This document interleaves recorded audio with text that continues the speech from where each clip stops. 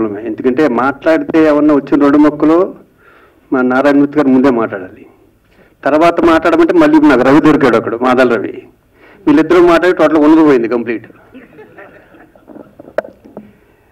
ఒక చాలా రేలంగేశ్వరరావు ఇందాక చెప్పిన వ్యక్తి పశువులేటి రామారావు గారిని బయటికి వెళ్ళిపోమన్న వ్యక్తి నా గురువే భీమొస్తున్నారు. ఆయనకి అప్పుడిప్పుడే కోపం వస్తుంది, అప్పుడిప్పుడే ప్రేమ వస్తుంది. వెళ్ళిపోమన్న విషయం 5 నిమిషాల్లో మర్చిపోయాయి మహానుభావుడు ఆయన. అలా మమ్మల్ని కొన్ని 100 సార్లు బయటకు పంపించాడు ఆయన ఇన్స్టిట్యూట్లో, ఫిల్మ్ ఇన్స్టిట్యూట్లో. ఈ క్షణంలో ఆయన కలుసుకోవడం కూడా నాకు సంతోషంగా ఉంది.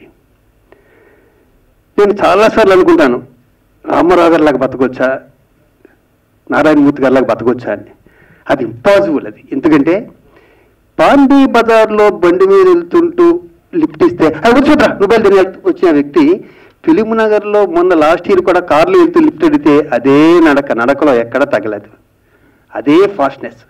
అలాగే నా కెరీర్, నా ఫస్ట్ పిక్చర్ నుంచి చూస్తున్నాను రామారావు, అలాగే అదే వైట్ డ్రెస్సు, అదే తలకట్టు, అలాగే ఉన్నారు.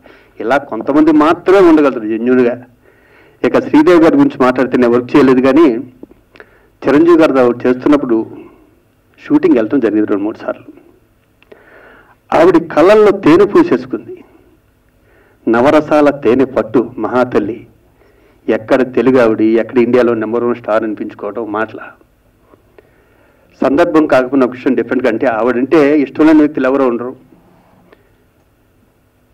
చిరంజీవి గారు 150 సినిమాలు చేస్తే 150 సినిమాల్లోనూ ఆయన డ్యాన్స్ చేస్తుంటే నేను ఎప్పుడు హీరోయిన్ చూడలేదు, ఎప్పుడు చిరంజీవి గారిని చూస్తా. ఆయన డాన్స్ అంటే ఇష్టం, కానీ ఒక్క సినిమాలో మాత్రం నేను చిరంజీవి గారిని కాదని శ్రీదేవిని చూసి అదిలే జగదేక వీరుడు అతిలోక సుందరి. అసలు ఆ ఎక్స్ప్రెషన్ ఏంటి, ఆ కళ్ళు ఏంటి, ఇలాంటి నటి అందులో సగం నటి కూడా పుడుతుందా? ఇంపాసిబుల్. ఒకటి మాత్రం చెప్పగలను, మళ్ళీ శ్రీదేవి ఎక్కడున్నా కూడా మళ్ళీ బాలనటిగానే పుడుతుంది, మన తెలుగు ఇండస్ట్రీలోనే పుడుతుంది, మళ్ళీ నెంబర్ 1 స్థాయికి వెళ్తుంది. ఇప్పుడు 100 ఏళ్ళు చక్కగా బతుకుతుంది మనస్ఫూర్తిగా అనుకుంటూ ఈ సభను అనిపిస్తుంది రామారావు గారికి మనస్ఫూర్తిగా కృతజ్ఞతలు చెప్తాను. Thank you very much.